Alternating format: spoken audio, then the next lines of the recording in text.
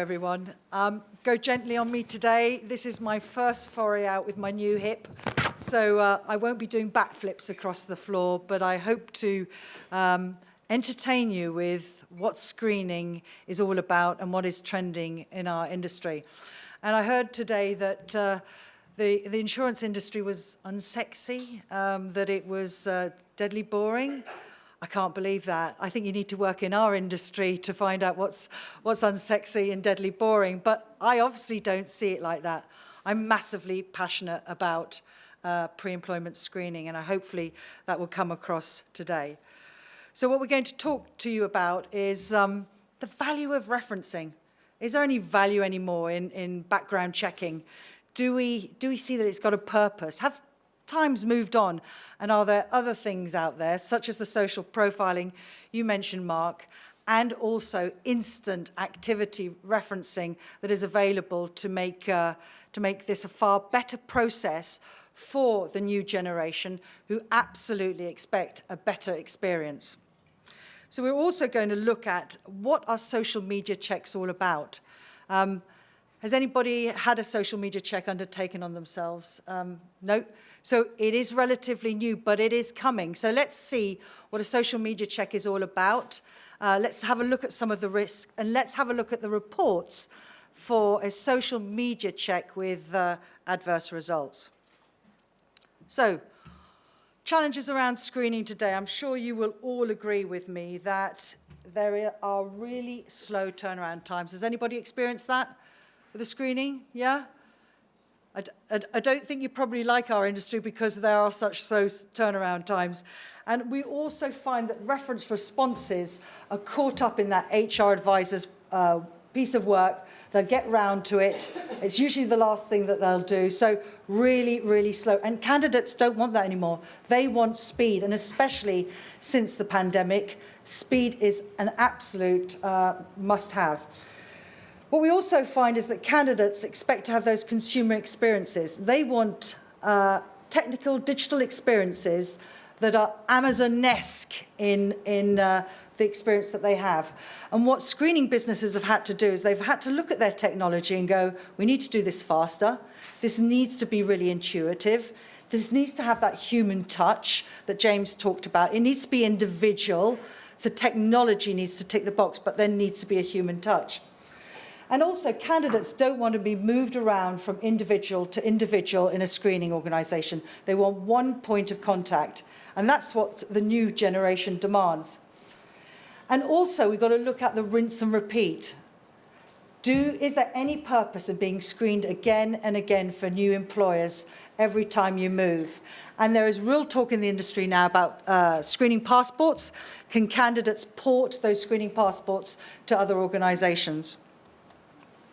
So let's have a look at the value of traditional employment references. They're hugely labour intensive for a screening organisation. Most of my colleagues work on referencing in my organisation, and it is a soul-destroying job because you're chasing, you're chasing, you're chasing. And it is, in many people's minds in our industry, a waste of time. The screener spends most of their time covering those gaps. You know, what was that individual doing in 2 weeks out of a year?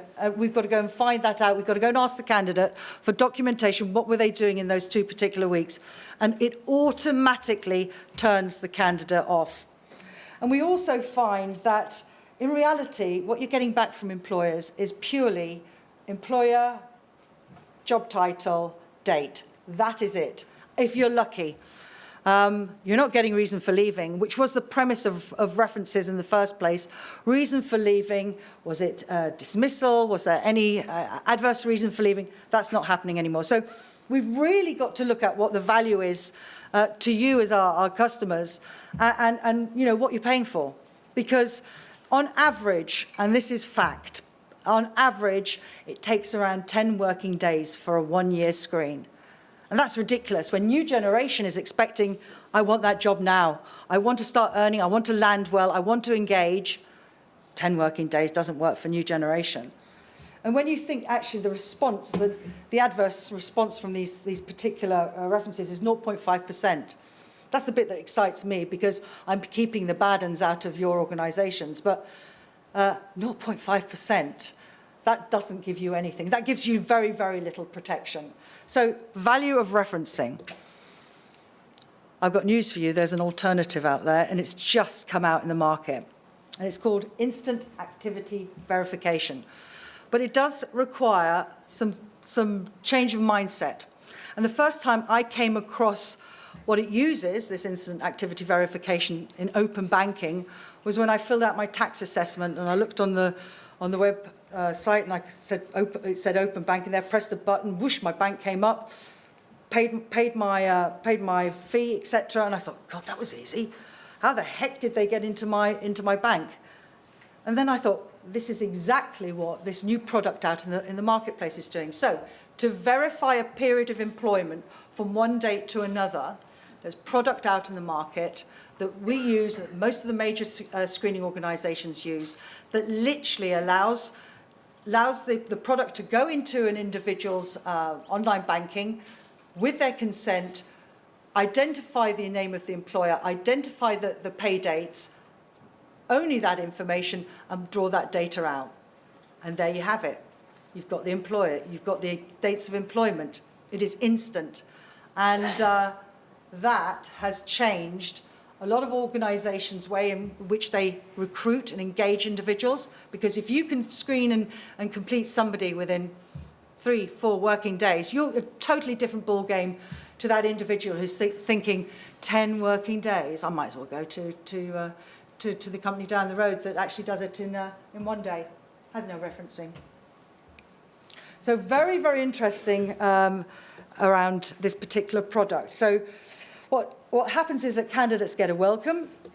They then get assurance around what happens to their data. Really important that assurance is there. This is FCA regulated. They give their consent, and the check is undertaken, and the screening is very, very quick.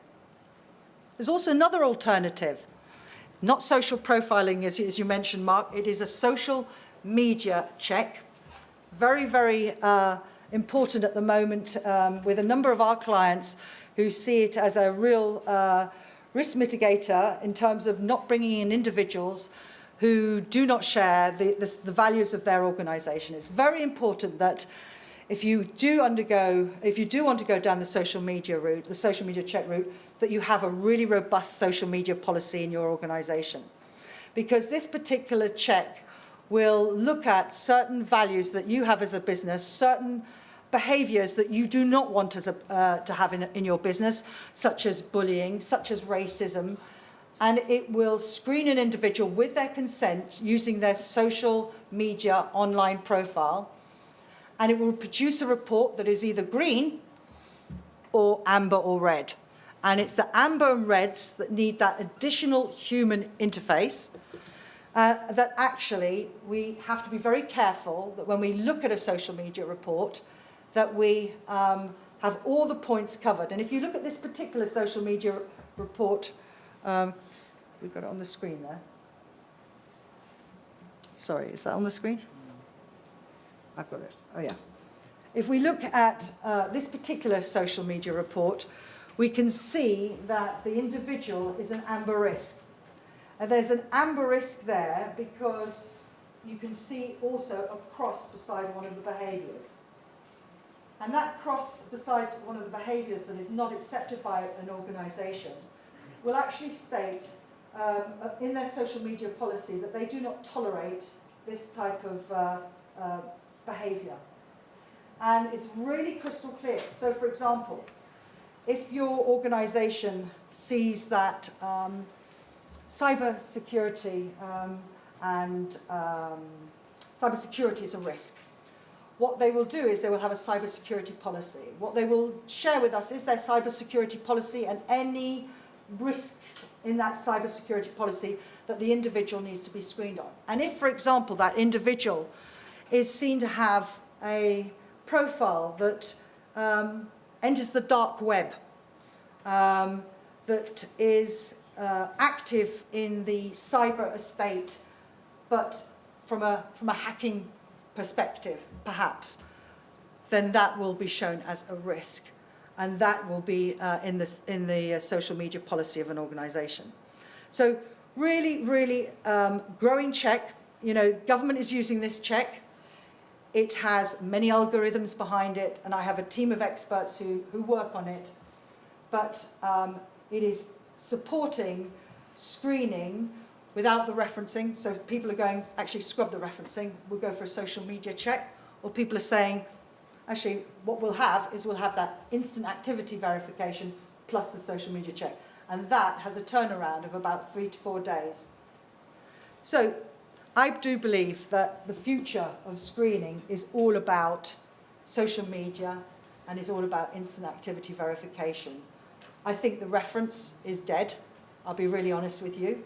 FCA regulated, I fully understand, but if this instant activity verification starts working with some of the regulators and gets that much faster response in references, I do believe that this will be ingrained in policies going forward.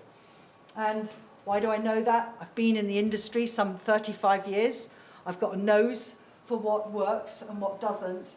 And these two products are most definitely what new generation candidates expect and want.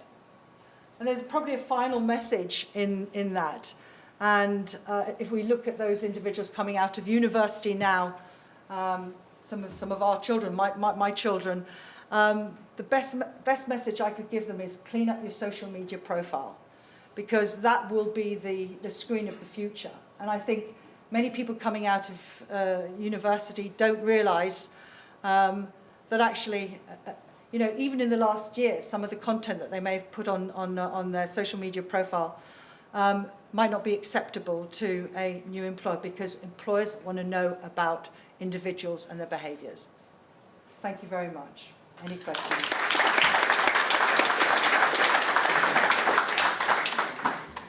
Stay where you are, Susie, because I'm sure there's probably some questions come through. Nick? Yeah, hi Susie. Hi. Yeah, just one. So social screening for new generation future employees. Is there an issue with the more mature candidate that doesn't have a social footprint, so to speak, going to the traditional reference type methodology versus the new gen type person? You find that even people of my age, approaching 60, will have social media profiles, but some won't. And what we do is, as screening providers, is we take that into account and we inform the client that actually on this occasion that won't be possible. But actually perhaps an adverse media check may be just as suitable to counter that. So there are many different options.